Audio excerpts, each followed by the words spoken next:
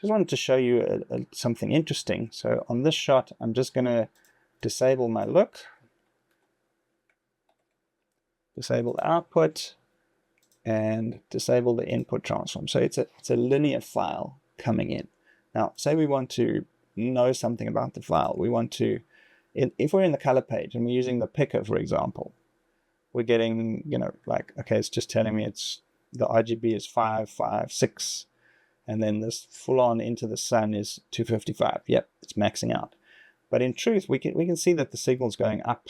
We can see that it's going, the linear signal goes way above 1. Remember 18% gray, 1, and then, light sources would go above that. Hi there. Welcome to the second part on our in-depth look at 1D tone curves.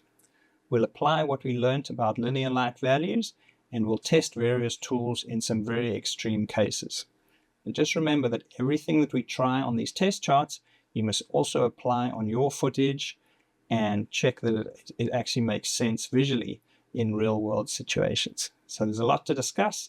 Let's get on with it. But to get right into the technicalities, I wanted to show you this little test frame that I've developed. So remember these 30 stops in the 16-bit floating point. I did it very simply. I actually did this in the color page with windows and using linear gain. So I built a gray background of 18% brightness and then doubled the gain. This is times 2, times 4, times 8, times 16, times 32 to get stops up and down. So I've got 12 stops down from mid-gray and 18 stops up, which is essentially what we mentioned as the range of a 16-bit floating point EXR. Now this is actually an EXR format, so I've got no correction applied here. I've changed the style of the scopes here to show percentage. This background here is coming in at 18%. So our next stop up should be 18 times 2, right? Should be at 36. So we could do this. We could say, set a lower reference value at 18, set the next one at 36. Yep, it falls exactly on the next stop, which you see. And then where's the next one? Let's see, it's 36 times 2, 72. And sure enough, that's this third stop would fall on it. Here, we can also isolate and see them one by one. So that's my 18%. You can see it's on the line there, up to 36, 72, which is up there. And oops, see, we're now above 1. So it's a bit awkward in the color page. You can't access this. It's something you can access in Fusion, but yeah, we've always assumed that we're either in a gamma space or a log space traditionally, and this idea of actually being in linear. We do transforms through linear, but actually having a way to monitor it on a scale of 0 to 1, it's beyond our reach. Typically, what we do is if we get an EXR in, we would change it into, for example, DaVinci Intermediate. So we'd apply a color space transform. So it's exactly what I've done here. I've gone from ACES AP0 linear to DaVinci Wide Gamut, DaVinci Intermediate. You can see that the mid-gray, so you can see this background has moved from 18%. It's now moved up here to the 0.336, the mid-gray of DaVinci Intermediate, which is what we'd expect.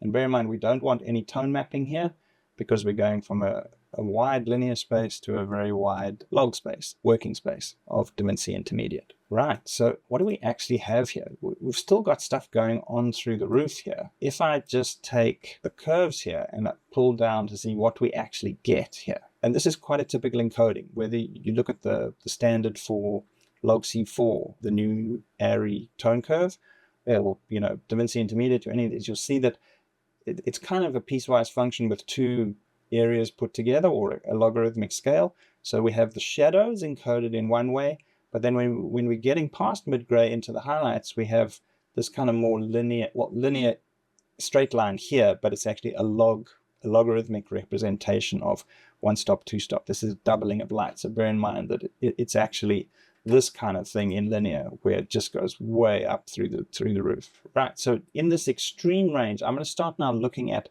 what tools can we access. Say we want to do fine adjustments down into these, many stops down or many stops up. How do the basic tools fair when we're faced with this challenge, right? I mean, let's start with the basics. Let's start with contrast. So we can go 0.336 and we can start adding contrast, and it does what we expect. It's an S-curve contrast because I have this setting here turned on. In the general options, use S-curve for contrast. So we have a linear kind of splitting of this area, but a compressing of the whites. You see the very top end whites and the very low blacks, they don't move, but there's a S-shaped motion in between. And obviously we could move the pivot if we wanted to, but we want to keep our mid-gray point in the same point. Traditionally, it was always contrast plus something. So maybe you, like as I've mentioned, you normally do it in 3 steps. Have the curve itself plus some highlight detail and shadow detail. So some quick options for that. I mean, traditionally, and this is all the way back to the telecine days, we didn't actually have a contrast curve. We had lift, gamma, and gain, but we used this tool a lot. The low and high, essentially a clip or roll off, very much 0 to 1 based. It doesn't know anything above 1. But yeah, this is a pretty good way if you want to control these low end shadows as a group. And you can see that basically from about here, which is like, that's 1, 2, 3, 4, but from about 5 stops down, this tool just treats them all the same. Get to the punchline at the beginning so you can see it happening. All these traditional tools, beyond about 4 or 5 stops down, all treat that as one thing. In terms of the top end, say we want to, roll in the highs, you'll see that, I can actually, this tool does do a nice job to, if I do want to keep the, all of the, remember this is 18 stops above mid-gray, this last one here. It's a hugely high value. It actually does a pretty good job to roll that in. So yeah, shout out to the old traditional tool. It does have some good functionality. Although, it's not photometric, it's not scene referred as such, just taking that top and rolling it in. So yeah, that would be one option. I mean, I would often separate it out and do my contrast in one place and maybe do that final thing as a clip. Do it as a clip functionality in another node. I wouldn't do it before the contrast curve. So let's take a look at how the curves, custom curves, can handle this very wide 30 stop floating point dynamic range.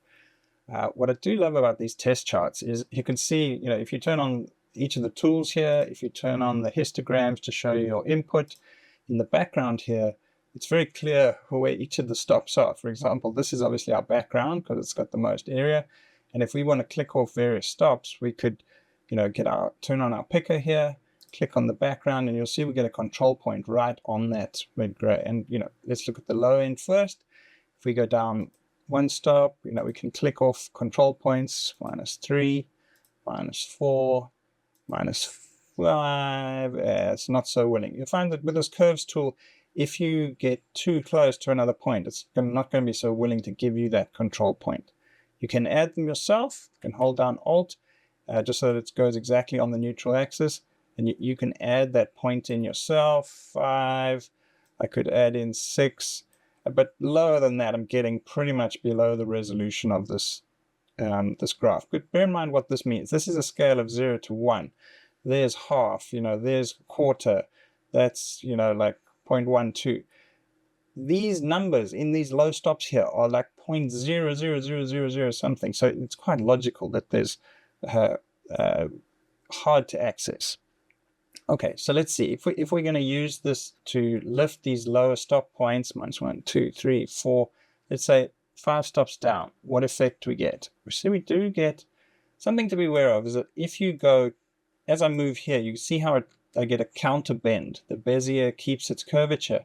So you may get, you just need to be careful when you set the shape. And you make sure that you get a smoothness.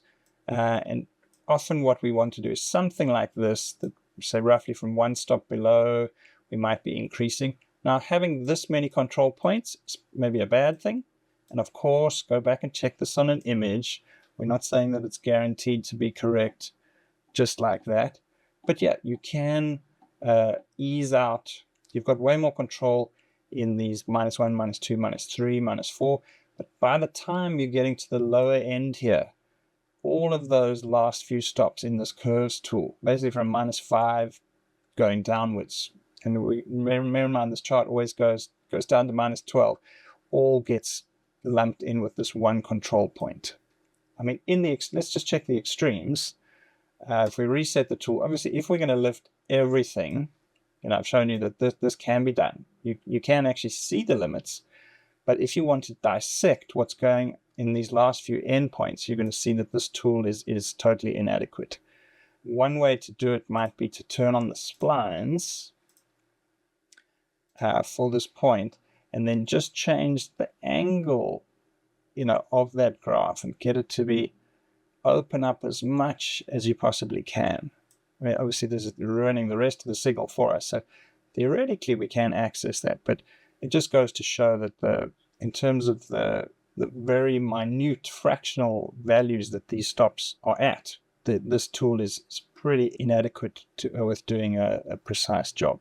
Well, now let's look at the top end. So if we put some control points, so our mid-gray, and let's say I do +2, +4, +6, +8, 10 is already off the top of this chart.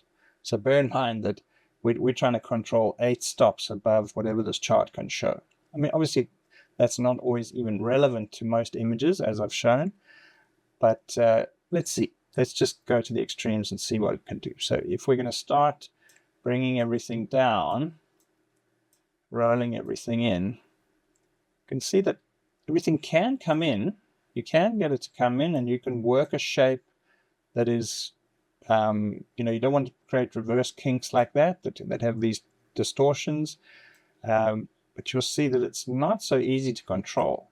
And case in point is that we get some weird effects, because bear in mind that this Bezier does extend above 1. We just can't see it.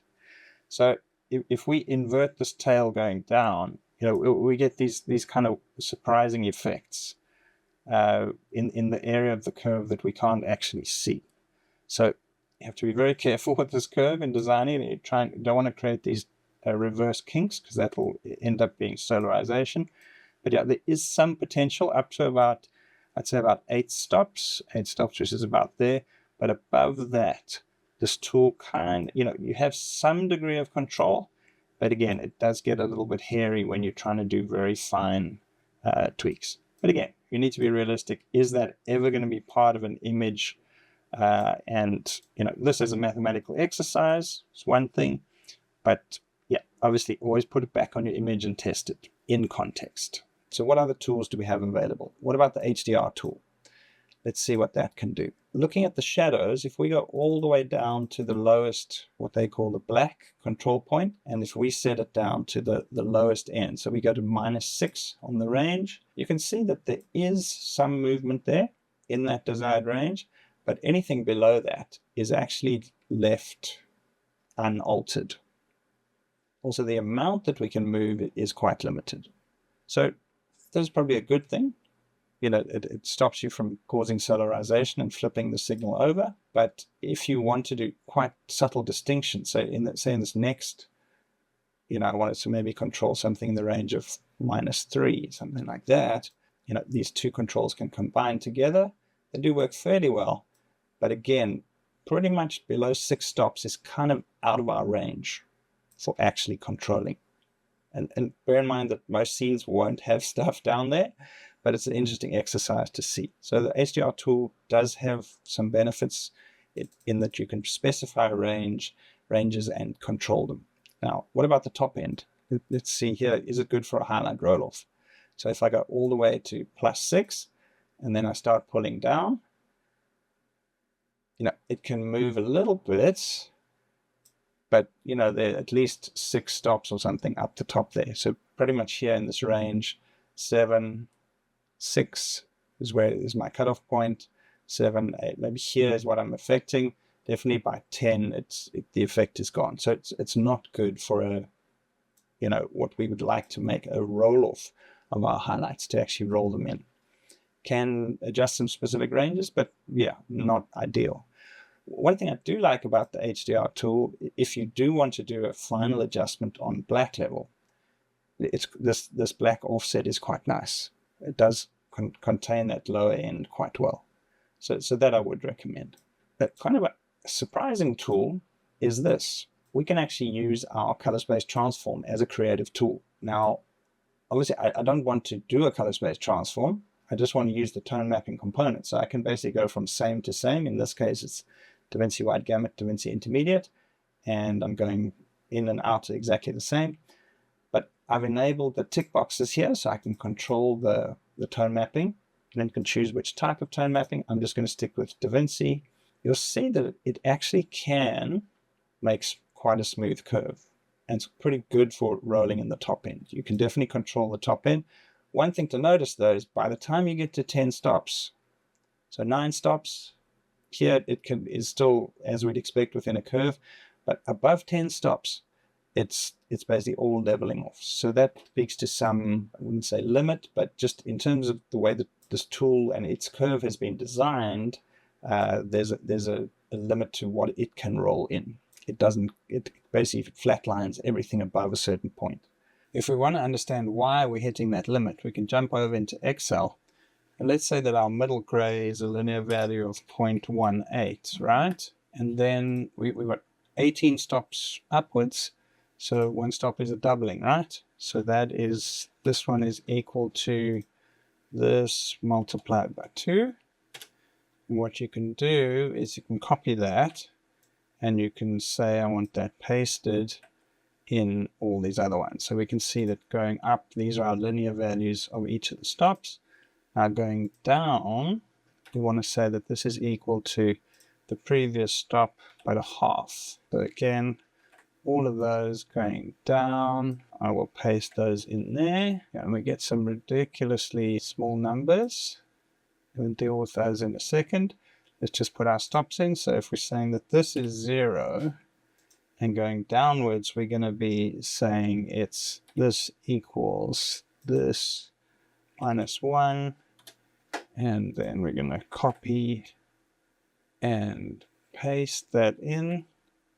And then here, we're going to say that this equals the previous plus 1.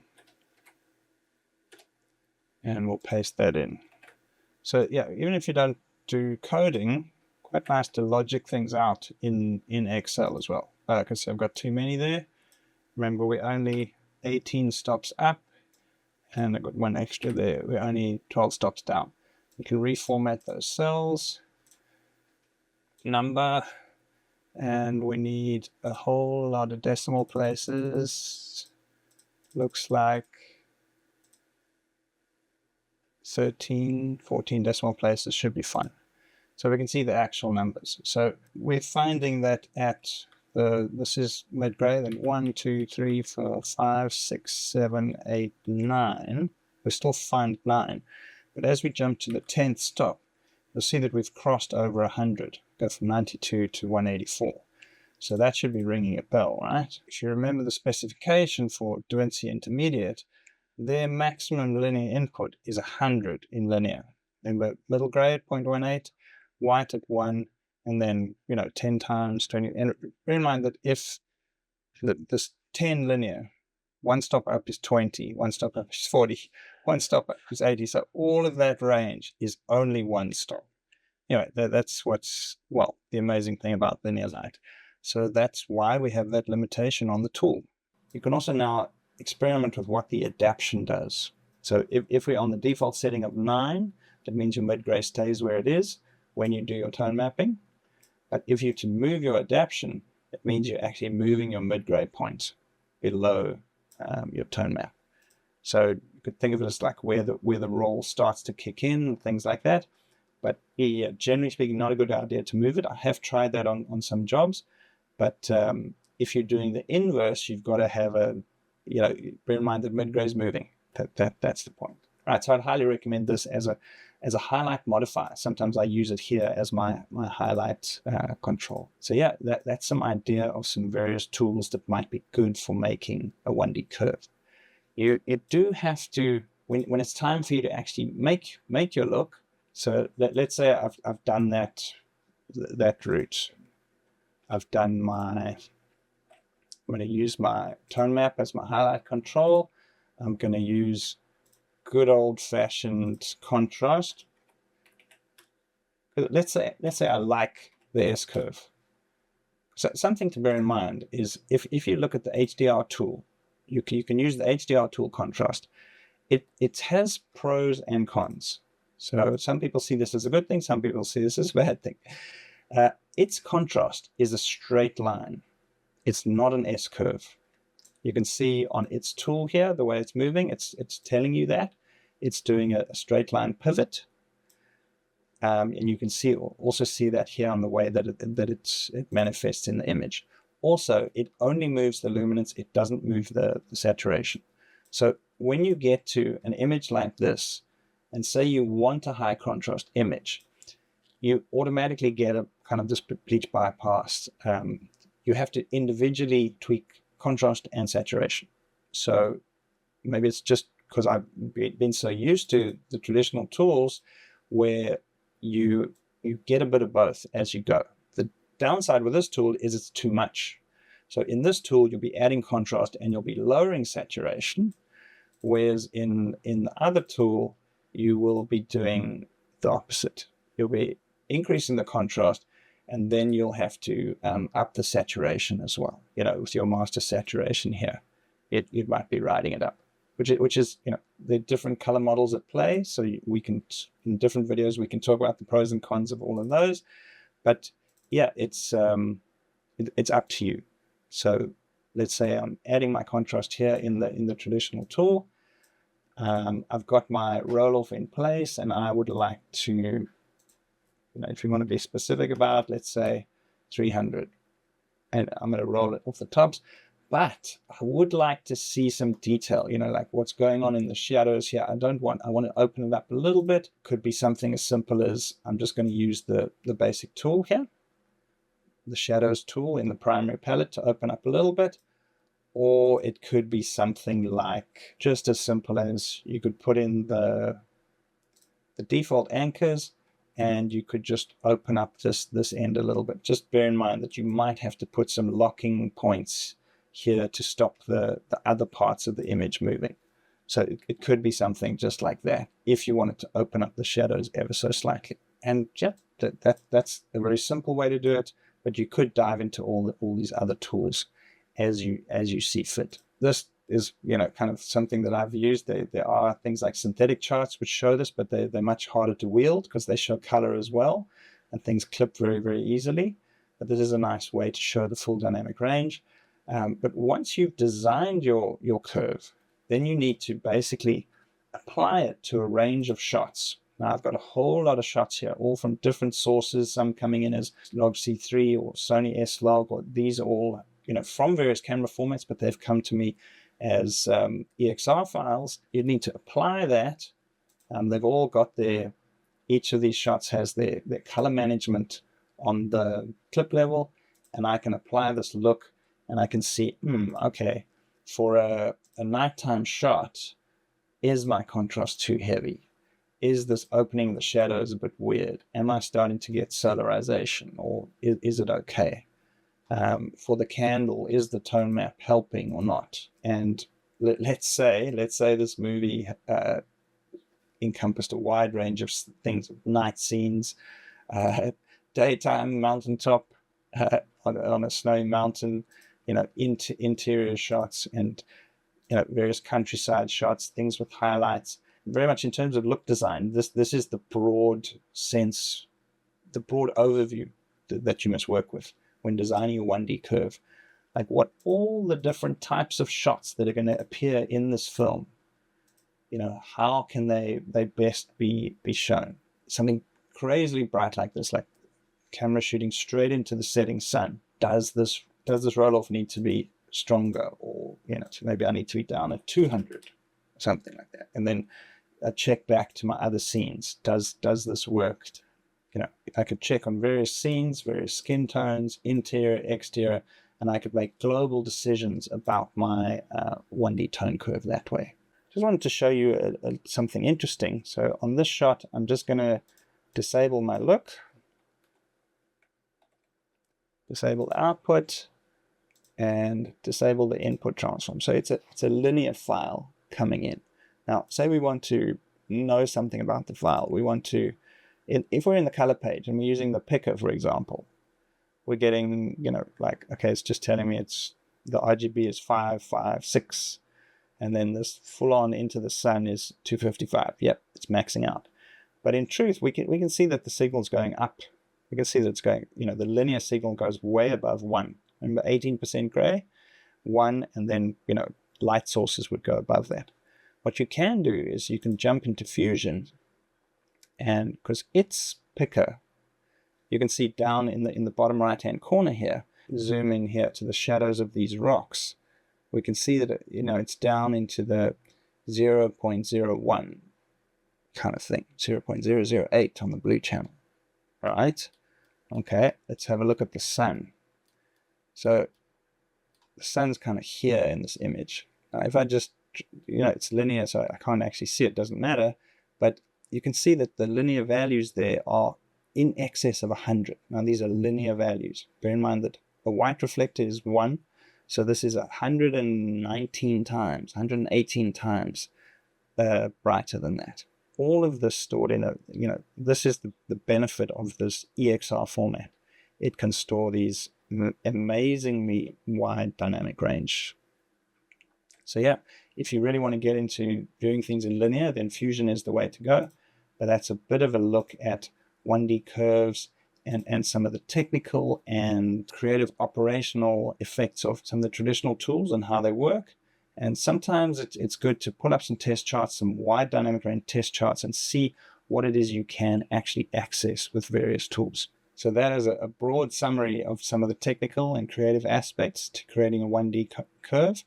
And bear in mind that it's always got a link to your display, your method of display preparation, your final color management node, which type of color management that you're using, what type of tone mapping. It totally is interplaying with your creative 1D curve design. So yeah, hope that helps you in your color journey and creating some amazing looks.